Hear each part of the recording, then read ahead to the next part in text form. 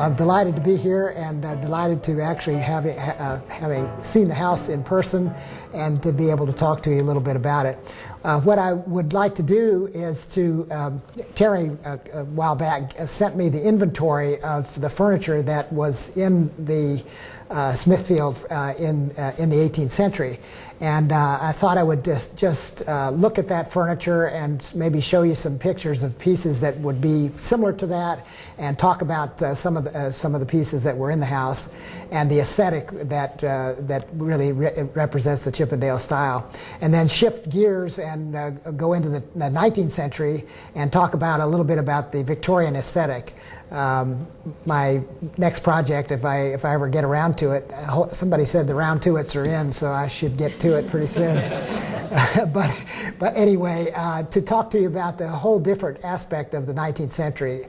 People give Victorian furniture a bad name because they really judge it on 18th century principles, and the whole thing about Victorian furniture, Victorian design, was that it was everything Victorian was everything classical wasn't. That was the whole point. So what we're going to talk a little bit about that, because you have really a fantastic house in the Black House that is being restored, and so we'll talk a little bit about that. And then hopefully there'll be some time for questions. I'd be happy to try to answer any questions that you have. So with that, let's see a few slides here and we'll get started. The Smithfield was built in the 1770s, and in the 1770s the style of furniture that was popular at that time was the Chippendale style, and it was popular from around 1760 to about 1790. People today are trying to shift the terminology from Chippendale. They want to call it Rococo furniture and use these art history terms, but I like the old style terms, and so I'll stick with those. So what basically is the difference between Queen Anne furniture, which is the style that was popular before that, and Chippendale furniture, which was popular from around the 1760s? You see three chairs here. The chair on the right is a Chippendale chair. The chairs on the left are Queen Anne chairs. And one of the things that people associate with Chippendale furniture is the ball and claw foot. And you notice that the two chairs on the right both have ball and claw feet. And the truth is that actually in England, which was the basis for the style, the ball and claw foot was the stylish foot that you found on furniture in the Queen Anne period. But by the Chippendale style in England, that was passé. And if you look at the famous Gentleman and Cabinet Maker's Director, which was published by Thomas Chippendale in the 1750s, you won't find a single ball and claw foot.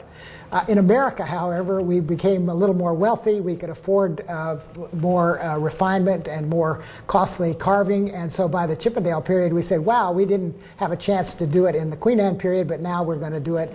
And we don't care that it's really outdated. So the ball and claw foot is not really a characteristic of Chippendale furniture as such, because you found it in the Queen Anne period too. Also, notice they all have pierced slats.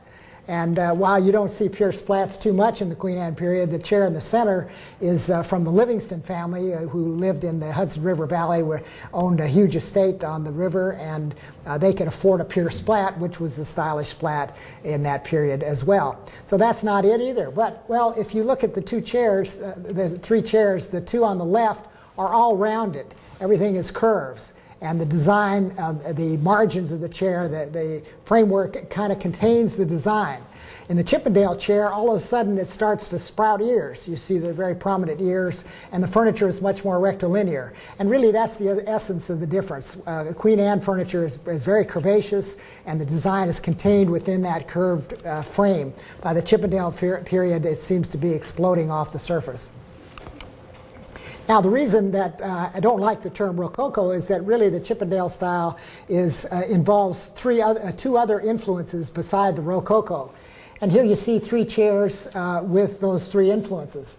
The chair on the left is very clearly the Rococo influence. Rococo is a French word. It means rock carving or rock and shell carving. And it's a very naturalistic designs that were derived from nature. The French used these ideas in their gardens and garden ornaments, and it creeps into the furniture. So Rococo is very important, and it is one of the dominant designs. But also you see another influence in the center, the chair in the center, it's clearly the Oriental influence.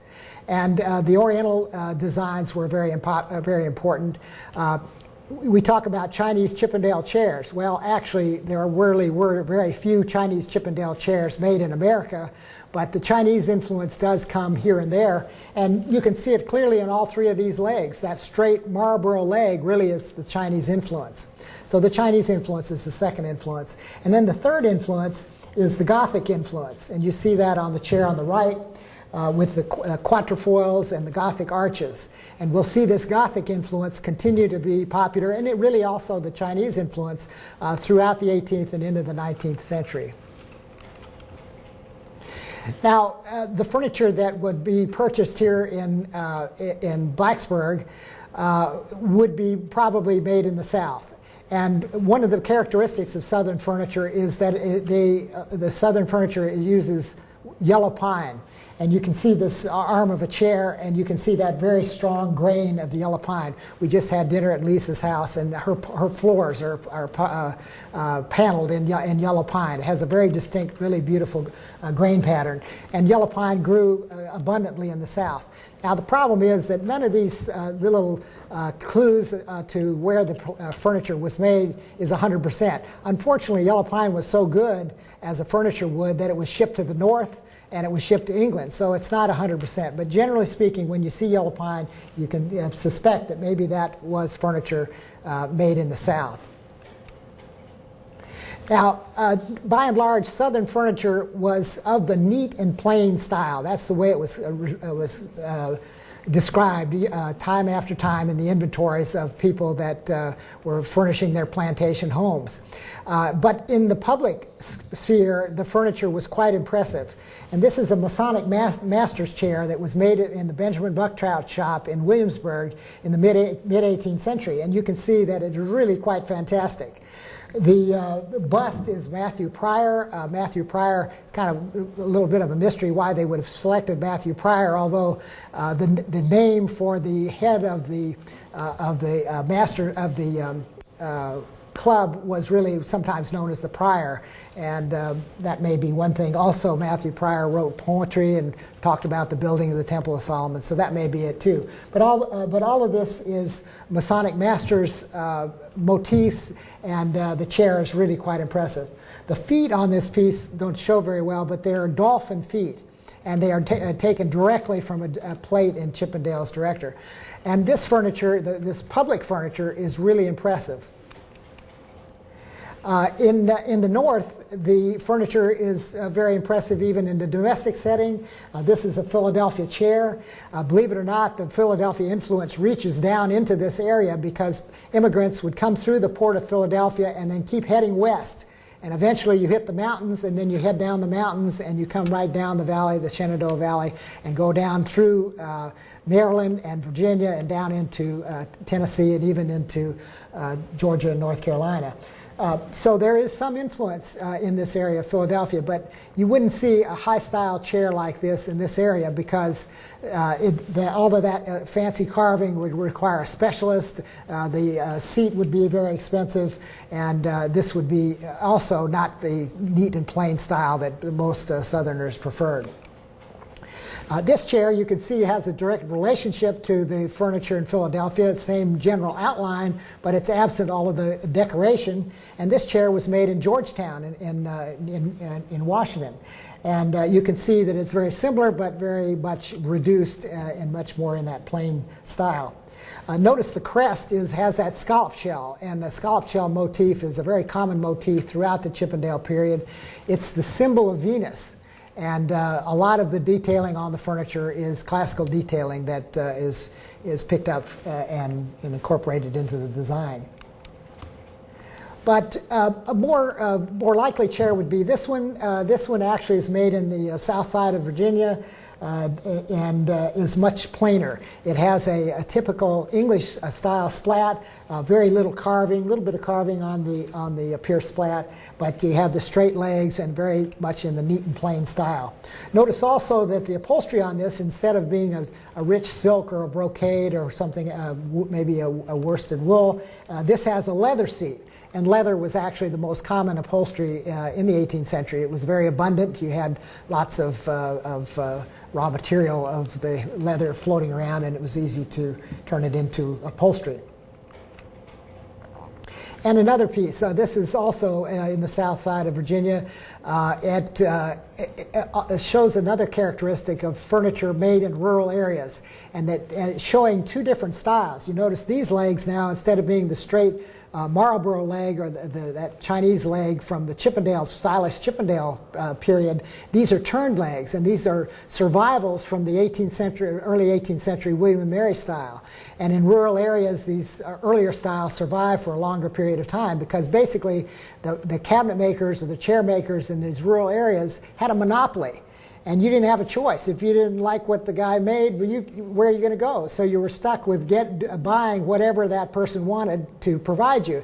And if he would rather do a turn leg, if he was trained as a turner and did turn legs, that's what you're going to get. In urban areas, however, you had a constant inflow of cabinet makers and a constant inflow of new designs. And so the cabinet makers, in order to be competitive, had to change. And in order to keep up. But in rural areas they didn't, and you can see that in this chair. And then this chair, which was made in Fredericksburg, in the inventory of the Preston inventory from of the furniture, I guess it was taken about 1829, but it is what was apparently in the house in the 18th century. It talks about 4 walnut chairs. And the chairs might have been something like this, although this is a roundabout chair. Very likely the inventory would have called it a roundabout chair. But Fredericksburg was a major center for cabinet making, and not too far really to think that some of that furniture could have made it to this area.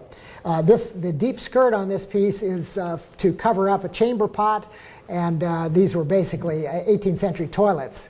And it's unfortunate that the Victorians knew that and would whack off those skirts because they didn't like the idea of toilets in their parlors. So a lot of them haven't survived. It was very interesting to me. The inventory also called for 12 Windsor chairs, 2 armchairs and 10 side chairs. And this would have been the utilitarian furniture that would have been brought up for dinner parties or whatever the activity was, and would have provided the seating for the house. And I think that the Windsor chairs in the 1770s would have been very much like this one. These are called sackback Windsors because you could actually dress the Windsor chair up with putting a cloth over the back and kind of jazzing it up, making it look like an upholstered chair. Windsor chairs arrived in this country through the port of Philadelphia. The story is, and probably there's some truth to it, is that the king was out on a summer day going around the country and got caught in a rainstorm and had to go into a little peasant cottage near Windsor Castle. And in the castle he saw this stick furniture, the furniture made with a plank and sticks stuck into the plank. And he thought, wow, that's pretty neat. And he went back to the castle and they started making Windsor chairs. Yeah, maybe a little bit of a stretch, but anyway, we know that the Windsor furniture starts in the Windsor area of England and comes to this country and comes to the port of Philadelphia and is the beginning of the trade. And then from Philadelphia, these Windsor chair makers fanned out across the country and made Windsors all over. But this is very typical of furniture of Windsors in that period. You can see the plank seat, you can see the sticks stuck into the seat, and the seat is very nicely shaped. American Windsors really carried the whole tradition to another level. Even English makers would agree with that. We had a greater abundance of wood. Wood was really scarce in England, but in this country it was vast. It was seemingly to be almost unlimited. So you can see that the seat is very thick, usually a pine, a soft wood that could be easily shaped. The legs are nicely turned, probably maple, nice hardwood. The backs and the spindles are ash or hickory, which you can bend in those nice shapes. And with all these different woods, we could come up with a chair that was very durable. And then they would paint them because you had all of these different woods. You want to cover up the different woods. And the most common color was green. And no doubt the ones at Smithfield were probably painted green. Today, you never ever see painted Windsors. And that's because they had to go through the crucible of the arts and crafts movement. You know, the turn of the century, around 1900, people got very interested in the woodiness of the wood, and you know, paint was thought to cover up bad workmanship and all of this stuff. And we got brainwashed into liking natural wood, so everything that was painted got stripped. And so today, when you find the original paint, it's quite rare. As you see here, this doesn't even have the original either. Now, this would have been the armchair. This would have been the side chair, and you can see it has similar turnings, a similar seat. But instead of the back having having arms, it just has the spindles on the back. Now look at the crest, and we'll see where that crest shape comes from. If you look at the crest of this Queen Anne chair, you see that little scroll on the very top of the chair, and you can see it's in the same shape as the crest of the Windsor chair, and that's where the Windsor chair maker got the design source for that little detail. And so in the Windsor chairs, there is a little bit of transfer from the high-style parlor furniture to the Windsor chairs, which really were equivalent to kind of the furniture we're sitting on here today. It's utilitarian, sort of everyday furniture rather than furniture for the parlor. This is pretty easy. The inventory called for a folding table, and this would have been very likely similar to the folding table that was actually at Smithfield. It might have had just straight legs. Some of these gate leg tables, as we call them today, or folding tables, had straight legs, but a little fancier one would have the cabriole legs. And this one is walnut. This is a Virginia piece, and it would have been very similar to this. It's interesting that people always want 18th century dining tables that will seat 25 people. Well, guess what? They don't exist. The huge banquet tables that we would like to have that would seat 25 people maybe really don't come into fashion until the 1790s, till the neoclassical period or the federal period. In the 18th century, if you had a large dinner party, you would have several of these tables scattered around the room, and people would eat at each one of those tables. And even today, we have those two styles of dining. If you want to have a big party, you can have individual tables, or you can have one long banquet table. But in the 18th century, that long banquet table idea just did not exist. In the inventory, there were, I think, about 5 different tables described. One of them was a pine table. Probably that was a kitchen table. And then several other just tables. And this could have been one of the just tables. This was also made in Williamsburg. You notice it doesn't fold up. It's just a very plain utilitarian piece with a little bit of decoration on the skirt and ending in sort of pad feet. Again, the inventory only calls for tables, and sometimes it says old table or old style table. There were a lot of different types of tables, and this one is a slab table, or sort of a precursor to a sideboard where you would lay out food for a dinner party. This one is equipped with marble, which would keep the wood from being damaged, and of course marble wouldn't be susceptible to any staining or anything. Very likely, probably Smithfield didn't have a table as fancy as this. The marble would have had to be imported. I don't think there's any marble in this area, and so it would have been quite expensive, and I think the person taking the inventory would have noted marble top table or slab table or something like that, but it is possible. Another intriguing entry, there were 2 T-boards in the inventory, and one of the T-boards, it said T-board and waiter. And I noticed at Blandfield today you have a dumbwaiter, which is sort of the precursor, the successor to this idea of a waiter. But in the 18th century, a waiter was actually a small serving tray. That would be considered a waiter. You can see we're looking down at the top of that table, and the silver tray would be called the waiter. So it's possible that T-board might, well, probably not in this case, but certainly the waiter is what was described in the inventory. And this would be a table, but a T-board was really more of a tray. However, The origin of tea tables goes back to China. And in fact, even in the inventories, these are sometimes called China tables. China as in they came from China. And the original China tables had a detachable tray. So it's conceivable that these tea boards really once were attached to a table. And that the only thing that survived was the board. So it's quite a lot of speculation. I have to confess that this is not a furnishing plan for Smithfield, and it's just a first look at it. It would take a lot of study to really answer a lot of these questions, but these are the kinds of things that we might expect to find.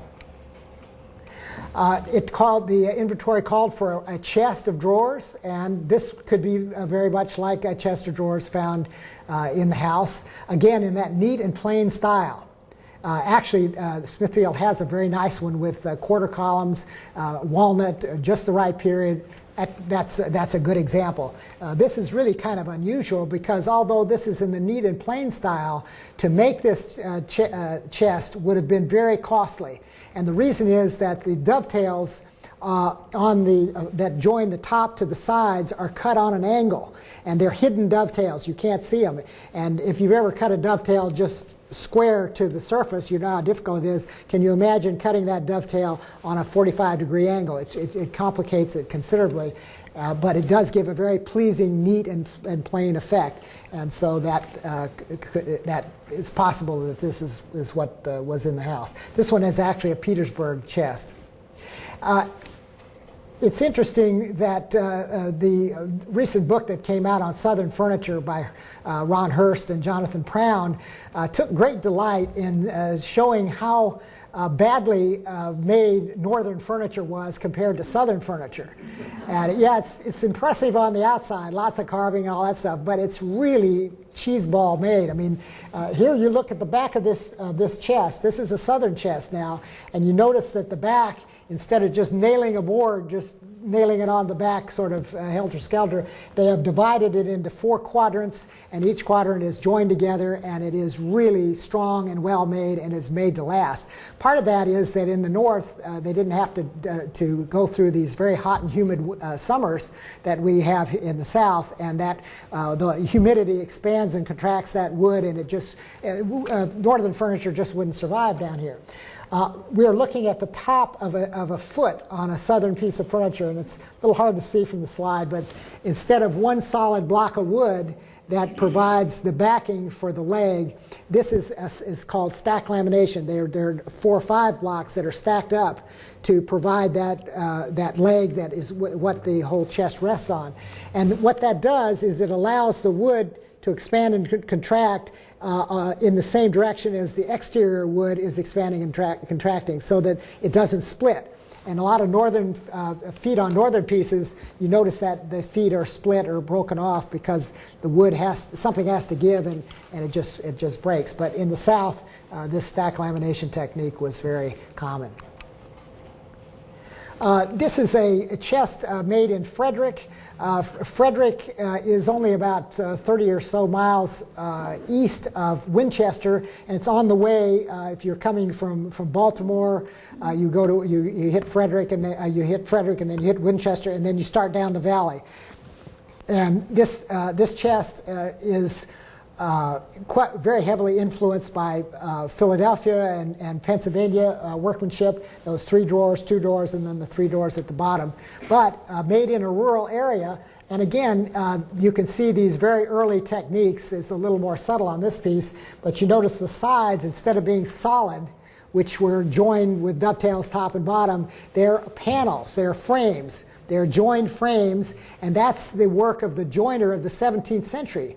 It's only the cabinet maker comes in about 1700, and he does something different than the joiner did. He does dovetail joints, and so you don't need these panels on the sides, even though it actually this construction method is a lot more durable, but it's not as pleasing. You don't have a solid piece on the side. So what you have here, you have a chest made in the late 18th century that's really 100 years out of date in terms of the construction, and made by a joiner who was surpassed by the cabinet maker about 1700 and started doing those dovetail joints. And even if you look at the drawer construction, you notice that instead of the drawer running on the bottom rails, which most drawers did after 1700, it runs on a slot cut in the side of the drawer and fits into a board that's nailed to the side of the case. So the whole thing is constructed 100 years out of date and could have influenced cabinet makers down in this area. And then this piece, which is really quite interesting, if you look at it, you say, well, gee, the upper section of that thing looks like that high chest of drawers that we just saw. And in fact, this was made in Winchester, and the guy in Winchester, somebody came to him and said, look, I want a highboy. And the man said, a highboy? Well, what's that? Well, you know, you just put one chest on top of a sort of a base. So he took the chest that he's used to making, that chest with 3 doors, 2 doors, and then 3 doors under, which we just saw, which was the standard Pennsylvania chest, and what he understood. And he just took that same chest with the same proportions, and he stuck it on this base. And so that's why this thing looks a little odd. It looks a little elongated. But he knew how to make the upper section, and the man said, well, just make a base for it, and you got it. So that's what you have. And this was done in Winchester, and Winchester was providing furniture all up and down the valley. So this could have influenced this area as well.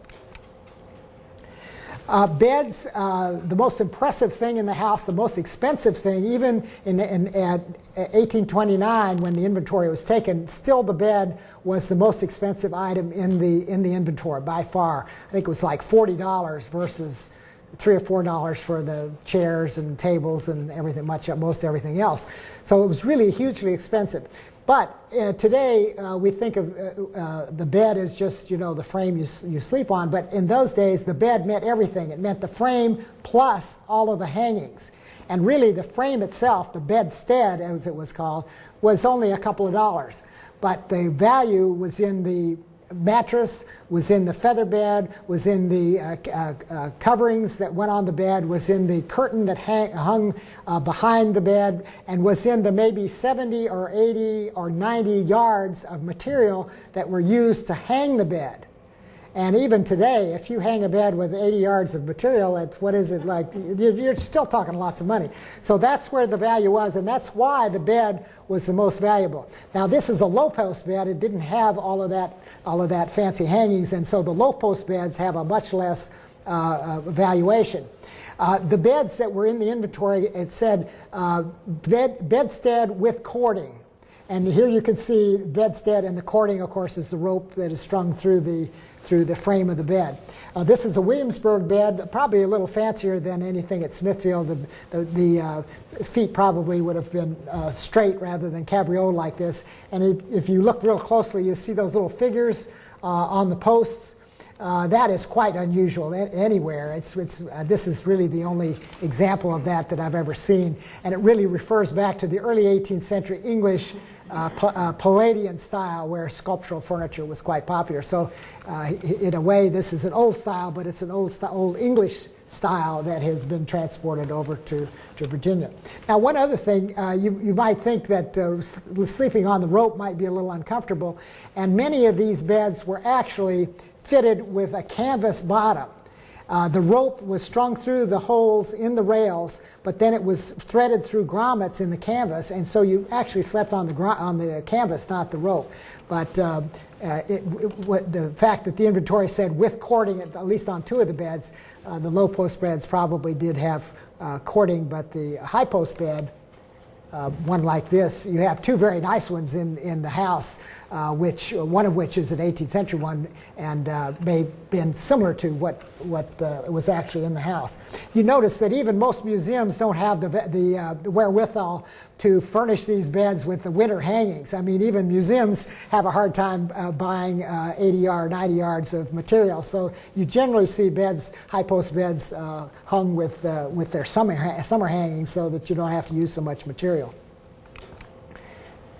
I also noticed one old looking glass in the inventory, and I was kind of wondering, well, what would that look like? And this is sort of a middle grade looking glass. It's got a little phoenix bird in the top, but other than that, it's not all that fancy. It's very typical of Chippendale style ones with all that fancy scroll work on the crest and the base, very much like the style that I was talking about, where everything is sort of flying off the surface. Has a little bit of style there, but there's not too much gilding. Well, much to my surprise, when I toured the house this afternoon, I saw the Irish looking glass, which has a tradition of being in the house, and it is a knockout. It's really a high-style piece. It's got Cupid's bow and his quiver, and then a heart.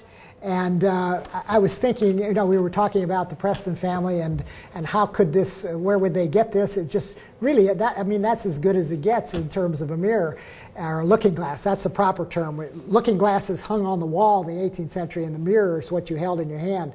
And that terminology only shifts in the early 19th century. But anyway, we were thinking that even for the Preston family, they were, not royalty, but this looking glass was really a luxury item. It was next to the bed. It was one of the more high-priced pieces. So we thought, well, maybe what happened is that the Prestons in Ireland got this at a house sale. They had house sales just like we do today, or maybe the servants were. Maybe there were servants that they were given the mirror as it went out of style or something like that. Because really, in the early 18th century, that would have been a very desirable high style. About as good as it could get luxury items. So the moral of the story is that, as my mentor at Winchester used to say, Ben O'Forman, if you don't have the document, if you don't have a receipt, if you don't have the picture, it's a guess. And this was my guess, and then after I compared it to what really was in the house, it's between night and day. So a lot of what I've said is guesses and just the best guess at this point.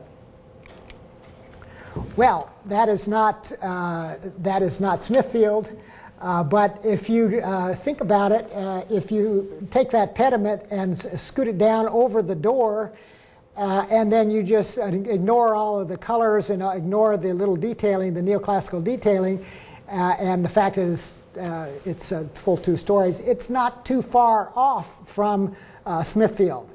And in the 18th century and into the 19th century, houses were in the classical style, and this is late classical, so the detailing is getting much more refined and much more fussy and more delicate. But throughout the 18th century, it was the classical idea, and many of the houses were really copies of classical temples. And if you think of classical temples and think of design like this, look at the margins. It's a very simple outline. There's not, it's like those Queen Anne chairs. There's not a lot of jagged irregulariness to it. It's very simple, very plain. But then the Victorians came along and said, you know what? That's really boring. What we would like is something like this. And really, if you think about it, this got a lot more interest. Now, you may not like this, just intrinsically, people are conditioned not to like Victorian furniture, or Victorian stuff, because they are judging it on those classical principles. They say, well, gosh, it's got that jagged outline. Gosh, it's not symmetrical. Gosh, it's got all this stuff going on. That's the point. That's the point. There's this great quote in Andrew Jackson Downing's Architecture of Country Houses, who he says, yeah, if you want just the ordinary run-of-the-mill average stuff, get that classical stuff. But if you really want to make a statement, if you really want to make an impression, the Victorian, and what he was talking about, the picturesque, that's really the key word, the picturesque. That's how you understand Victorian furniture. Think of picturesque. Now think of picturesque as you're going through a garden, you go around a corner, and all of a sudden there's a ruin of a Greek temple. And it's like, wow, that's really unexpected. That's picturesque. That's the essence of Victorian design. And if you look at this happens to be Mark Twain's house, built in Hartford in the 1870s, but it was so interesting to me just looking at the silhouette here. It looks a lot like the Black House. It's got the turret and all of that. But if you look at that, it is a lot more interesting. It's got the jagged outline. It's got a very rough facade, lots of things going on there. And it's asymmetrical, a lot of different materials, got variety, movement. And then the last thing, it's that wow factor, the surprise. And here, this is a piece Now that's surprising. It's surprising because who would ever think that you could make a chair out of horn, you know, cow horn? I mean, you got to go through a lot of cows to get just the right shapes there, you know. But then the more you look at that, you see another surprise. Do you see the other surprise? The other surprise is, wow, that's cow horn, and this is Western, and wow, look at that. That's a 10-gallon hat on the crest. You see it? You see that? So that's the great thing about Victorian furniture, is this wow factor, this idea of surprise. And then other things in the 19th century were going on. We have new materials.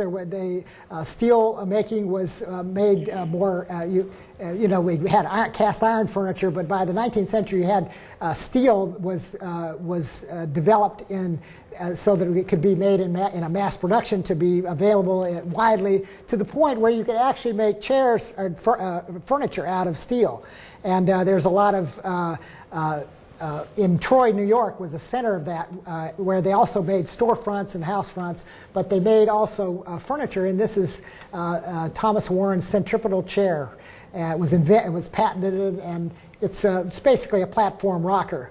It's a whole nother story there. You know, rocking chairs are really a uniquely American form. Some books say, oh, it was Benjamin Franklin that invented it, but they really go back before Benjamin Franklin. But they're uniquely American. And Europeans who came to this country and saw people rocking in these chairs, they really thought this was pretty boorish, and they were routinely would comment on it. But Americans were, you know, what the heck, it's comfortable and it's a tradition. Although some people got a little self-conscious, and so they developed these platform rockers that rock but don't really look like rockers, so that it sort of overcame that stigma a little bit. But anyway, the Victorian idea, the new materials, and also the inventiveness. There were hundreds and hundreds of patent furniture forms. And in the late 19th century, and very likely, I think, at the Black House, brass beds were very popular. Brass tubing was more and more available, and the other thing that was driving this is that we finally got an understanding of what germs were. And this was the period of Louis Pasteur, and he figured out that you got sick from germs. Well, people got really paranoid about germs, and they thought germs were hiding in all the little carving and woodwork and wooden frames of beds. So brass beds were thought to be quite hygienic and much more healthful, and they were very, very popular. I remember my grandparents having brass beds, which my aunt, of course, gave to the Goodwill. And then also other new materials. Wicker was very popular. Now, wicker really is not such a new material. If you go back to the Middle Ages, there are actually renditions of wicker chairs. Moses was found in a wicker cradle in the bulrushes, you know. But wicker became very popular from the mid-19th century. The Haywood Wakefield Company, of which this was one, made this chair, which is really pretty nifty, actually. And it also echoes another theme, which was after 1876, the Colonial Revival, which I'll talk a little bit more later. But anyway, new materials, wicker was another new material. And then, of course, in the 19th century, you begin to see factory production, and you see these two chairs, which are really identical, except for the skirts. On the chair on the right has a little fancier skirt that they just stuck on as it came down the assembly line, and the two backs. The back on the left is that Gothic, which sort of never really goes out of style from the Chippendale period. And then on the right is the Rococo, which is the first revival, the really widespread revival in the 19th century. This is kind of a transitional piece. The bottom part of this is the late Empire style, which was popular in the 1840s, 50s, really up until the Civil War. And a lot of southern plantations had this kind of furniture. I dare say that Smithfield, even in the early 19th century, probably had some of this furniture because it was widely available, very popular, and would fit into those interiors. The upper section is in the Gothic manner, and you can see Gothic elements all over it. The trefoil in the crest, the clustered columns on each side of the case, the Gothic tracery on the doors and the Gothic arches, and then the inverted arches on the top, and then that giant crocket on the top. So Gothic in the 1840s was really quite popular, although it was even more popular in England. If you've ever visited Westminster I'm sorry, the Parliament building. Is it Westminster Abbey? Anyway, the Parliament building, they rebuilt that building in the 1820s, 30s. There was a big controversy. Should we do it in the classical style, or should we do it in the Gothic style? And guess what? It's the Gothic style. So Gothic was really popular in England, but in this country we don't have these huge cathedrals, so it was only popular among people who really wanted to be stylish. But the style that was really popular was the Rococo Revival, and you see this chair, which is attributed to John Henry Belter, the most famous of the makers of these chairs. So in the 1850s and 60s, in your parlor, this was what you would aspire to. And it is possible that the Black House had some of this furniture that survived in the family and was brought into the house later on. And pay particular attention to the decoration. The decoration, basically, you have two cornucopias on either side, and the cornucopias are spewing out what looks like bunches of grapes. On the seat rail, you see roses of different flowers, and it's really like the real thing done in wood. And part of this, I think, is that, you know, at this period, people were moving from the farms to the cities. There was a nostalgia for nature, and this was sort of one way of preserving your view on nature and still having a house in the city. So, but this will change. We'll see the view toward nature will change. Not so high style furniture. These Rococo Revival parlor furniture was often done in sets and upholstered in sets.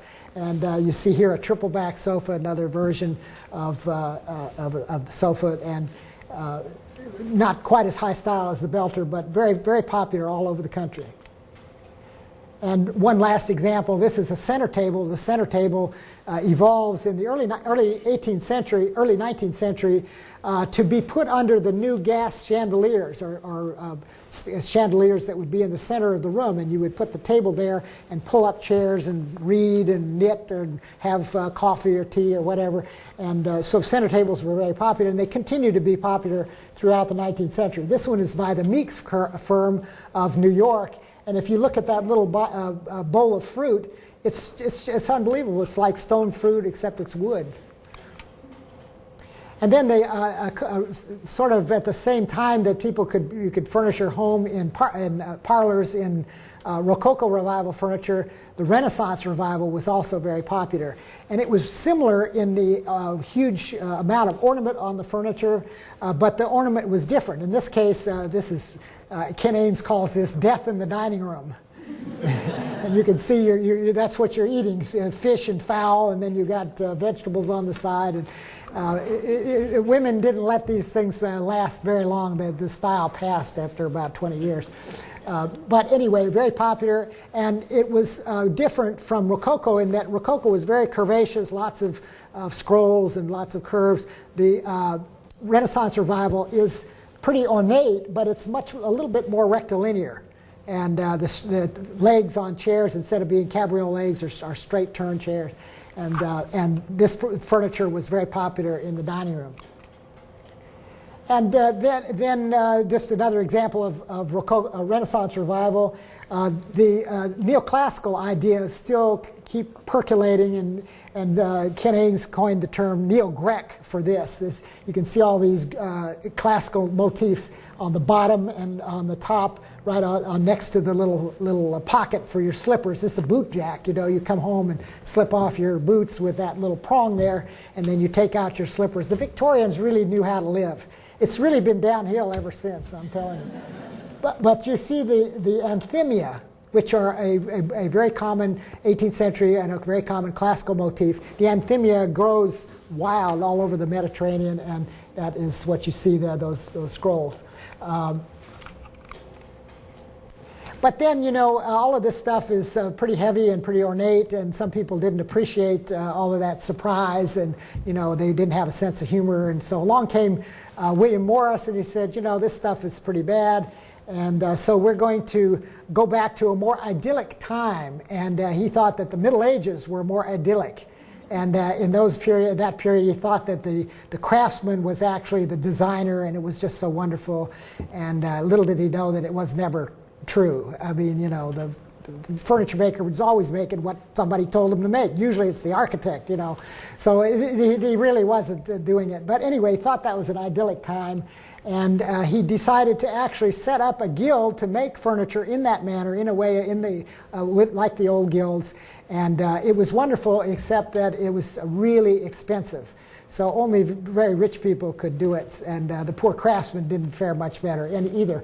But anyway, this is a Morris chair. This was actually designed by his chief designer and was retailed by Morris. And there are hundreds, if not thousands, of renditions of Morris chairs from in the late 19th and early 20th century, and I'm sure that the Black House must have had a Morris chair. These, you know, really, I've done a little research on this, and they predate Morris. They go back to about 1830 to a design book by William King, and so it really wasn't quite as innovative as people would like to think. But anyway, the Morris chair, and what is a Morris chair? Is a Morris chair because it has an adjustable back, basically. And you can see that little bright dot just under the arm on the back. That's a rod that goes across the back of the chair, and you notice that the back of the chair slopes down. And that rod goes through holes in that little slope, and you can adjust the back of the chair, and that makes a Morris chair. It's with an adjustable back. Well, you know, as I say, only rich people could afford Morris, and so the style really was popularized by a man named Charles Locke Eastlake, who decided to publish a book to help people starting out in the world, you know, how do you furnish your house in the appropriate manner, and that was the purpose, and it was wildly successful. And in that book, he used examples of furniture that he had found at the English country house at Knowle. It's just outside of London. It's a wonderful place to visit, and this had been the home of the King's chamberlain, the Lord Chamberlain. And this is one of the attendants to the king. And it turned out that one of the perks of the Lord Chamberlain is that he could take with him the old furniture. You know, if the king didn't need it anymore, he could take it home, and he did. He took a whole bunch of this furniture home to Knowle, and so there was all this medieval type furniture at Knowle, and Eastlake visited down there and illustrated some of this, saying, yeah, this is the kind of stuff that, you know, we could really, we think is stylish. And so people in America particularly based an entire style, the Eastlake style, on about 6 or 8 pieces of furniture that Eastlake saw at Knowle. And here is actually a chair that turned up in Washington, and here is the chair, and there is the illustration in Eastlake's book, which you can see is just about exactly the same thing, even down to the way that the thing is upholstered. So Eastlake popularized these styles, and of course, actually, Eastlake also was a little upset with the way the Americans were kind of, you know, making it up from just these few examples, and he disavowed the American Eastlake style. But anyway, it kept on going. Now, you remember I said the way the Rococo Revival furniture duplicates nature? Here's a chair that also has naturalistic carving on the back, but notice that you can't tell what flowers those are. Really, what is that? You know, we don't know. It's stylized. It's the stylized look at nature, and so there's a shift in the approach toward nature and the way that it is used as a design source in this period. And at the top of the scale was somebody like John D. Rockefeller. This is his smoking room in New York. And you can see other influences in the Eastlake style, which is the Oriental influence, Oriental as in Middle Eastern influence, and also Oriental is in Far Eastern too. The ebonizing is a bow toward particularly Japanese design, which swept Europe and America. The Japanese exhibited at the 1876 exhibit in our centennial exhibit in Philadelphia and created a huge buzz about Japanese design. But also notice the floor is furnished with Oriental carpets, right?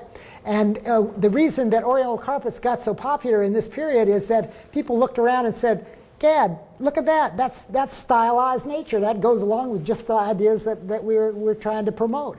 And so in this period, Oriental carpets were really popular.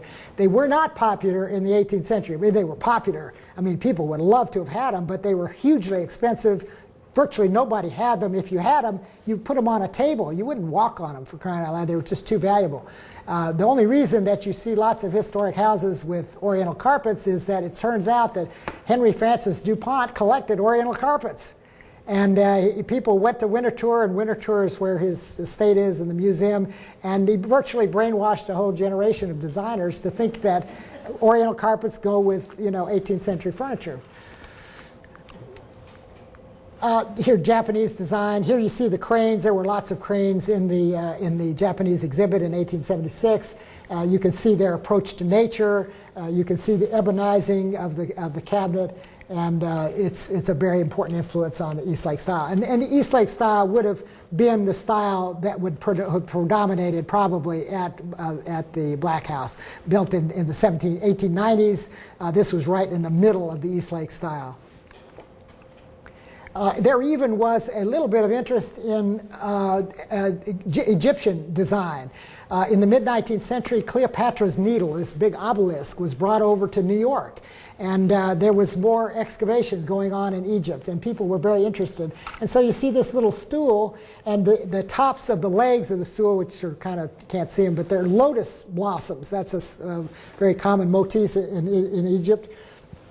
And the winged sun disk is also a very common Egyptian motif, a symbol of one of the gods.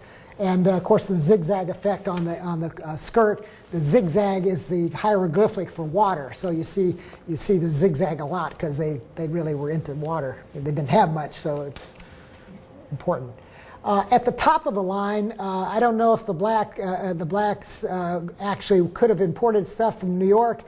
Probably the greatest 19th century cabinet maker, I think, in my opinion, was the Herder brothers in New York. Here you had people who were trained in the highest style, the most refined taste, and they had access to the best craftsmen, and they had the wealthiest clients. They sold furniture to all the wealthiest clients in the country. And this is just one example, this curio case. Just really incredible. You see the cranes on the bottom that had Oriental influence, the stylized nature, the little dogs kind of standing guard over the contents of this cabinet. And that's at the top. But probably the Black House had more average furniture. The factories were producing more and more furniture in this period, and it was widely available. The railroads were bringing the furniture into isolated areas. I don't think Blacksburg was really that far from the railroad, but you could truck it or put it on a wagon, bring it in. And so furniture like this was probably more what was throughout the house. Again, very rectilinear, not so ornamented anymore. Walnut for the least expensive stuff. For the better stuff, the oak was what people used. Again, it's sort of making a virtue out of necessity, Well, why all of a sudden the shift from walnut to oak? Well, it's pretty simple. They ran out of walnut, and they had to start using oak, and they had to convince people that why are you selling me oak when walnut is so much prettier? And so they said, oh, well, because that's the wood of the Middle Ages, and we want to, go back to that period. So people got sucked into thinking it was better, but it's really not. It's like modernism. Do you want those ugly black glass boxes, or would you like a little ornament? And people said, oh, no, we don't want that beautiful ornament. That's bad. We'll take all the ornament off, and you have an ugly glass box. So it's this piece, another example of kind of middle-class furniture. This happened to have been made in Alexandria, actually. This is from the Green Steam Furniture Factory. Unfortunately, stopped making furniture in the late 1880s, so probably none of it found its way to the Black House. But it's typical of furniture factories all over the country producing this kind of furniture. And even they might have had something like this. In the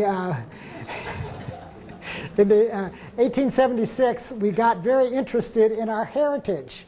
And the colonial revival, it's really, we talk about centennial furniture, but the interest in it was really after the centennial. And people got very interested in our culture, and people started collecting antiques. And so here is our mother's spinning wheel made into a chair. and it's a platform rocker. And in case you miss it, it says "Our Mothers" right there. You know, just to make sure that you know it really came from our mother. The truth is that there was a company that made this stuff, and of course they weren't using old spinning wheel parts. But I'm sure, though, in all seriousness, that the Black House did have Colonial Revival furniture because it was really the most popular style at the end of the Queen Anne Chippendale Eastlake period, and continues to be today. And I dare say that half to 2/3 of your houses are furnished in Colonial Revival furniture. Thank you.